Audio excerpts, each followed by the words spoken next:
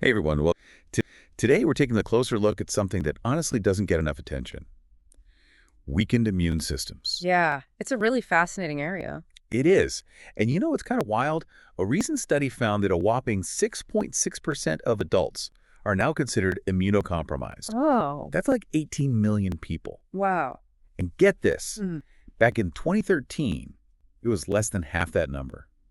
So something's definitely going on, and we're here to unpack it all. What's causing this rise in weakened immunity? What are the implications for our health? And most importantly, what can we actually do about it? Buckle up, folks, because this is going to be a deep dive. Yeah, I think a lot of people don't realize how crucial a healthy immune system is. Like, we tend to think of it only when we're fighting off a cold or the flu, Right. but it's so much more than that. I mean, this intricate system is working tirelessly behind the scenes 24/7, defending us not just from those external threats like bacteria and viruses, Right. but also from internal dangers like cancer cells. It's true.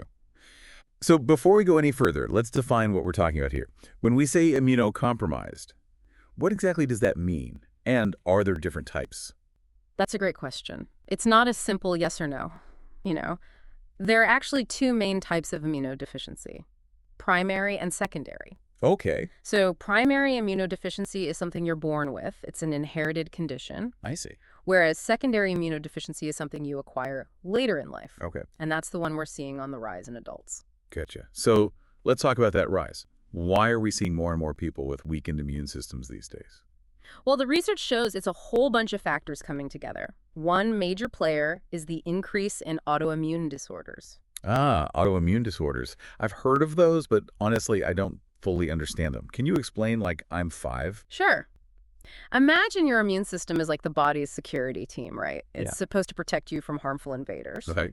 But sometimes the security team gets a little confused and starts attacking its own people. So it's like friendly fire. Exactly. The immune system mistakenly attacks the body's own healthy cells. And that's what happens in autoimmune disorders. Oh, I get it. Yeah. So can you give me an example? Like, how does that actually play out in a specific condition? Well, rheumatoid arthritis is a good example. Okay.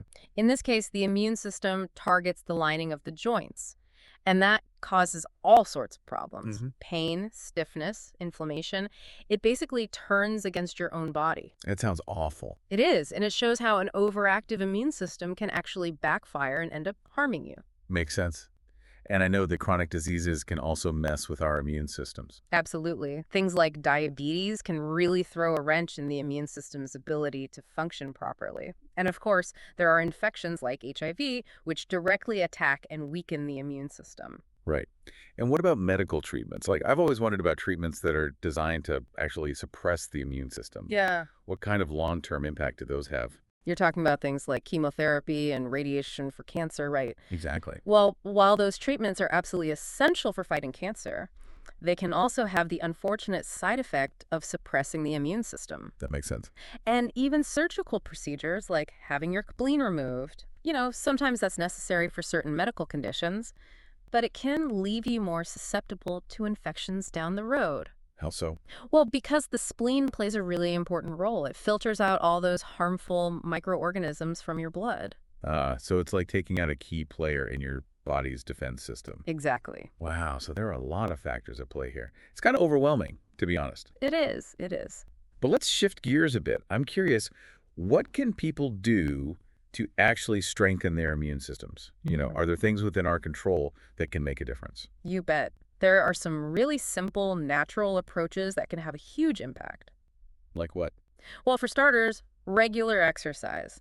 Think of it as a tune-up for your entire body, including your immune system. It gets your blood pumping, helps reduce stress, and just gives your immune function a nice boost. I'm totally on board with exercise, but I've also heard that super intense exercise can actually temporarily suppress your immune system. Yeah, How do we, reconcile those two things? you're right. That's a good point. It's really all about finding that sweet spot. Yeah, Moderate, regular exercise, great for your immune system. got it.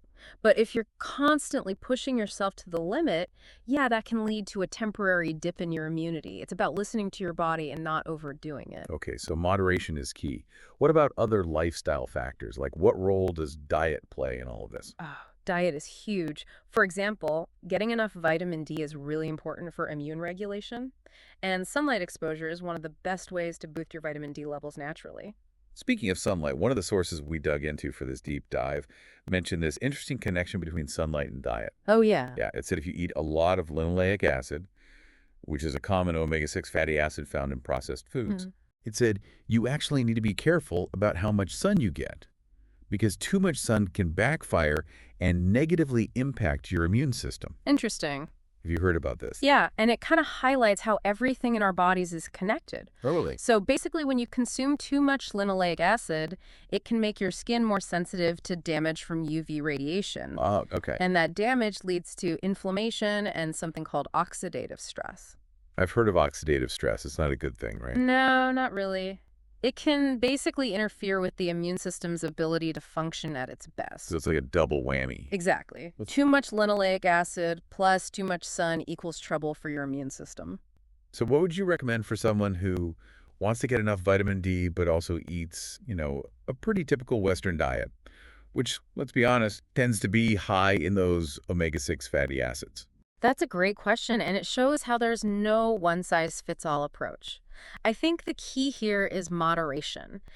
Short bursts of sun exposure might be enough to get that vitamin D boost without risking too much damage. Okay. And, talking to your doctor about potentially supplementing with vitamin D could also be a good idea. Right. It really depends on your individual situation and what works best for you. That makes sense.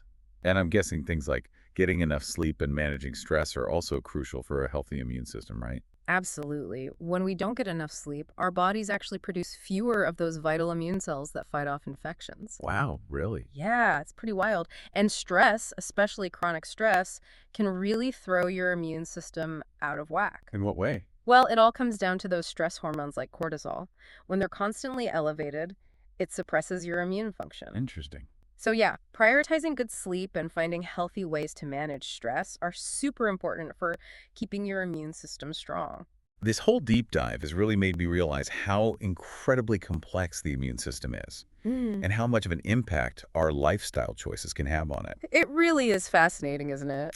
It is. So as we wrap up here, what's one key takeaway you want our listeners to walk away with today? I think the biggest takeaway is that you have more control over your immune health than you might think. I like that.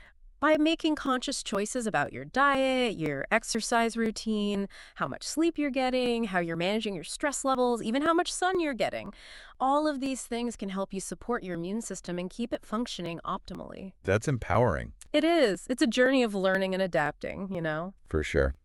Well, on that note, a huge thank you to everyone for joining us on this deep dive into the fascinating world of the immune system. My pleasure. We hope you learned something new and maybe feel a little more inspired to take charge of your immune health. Absolutely. Till next time, stay curious and take good care of yourselves.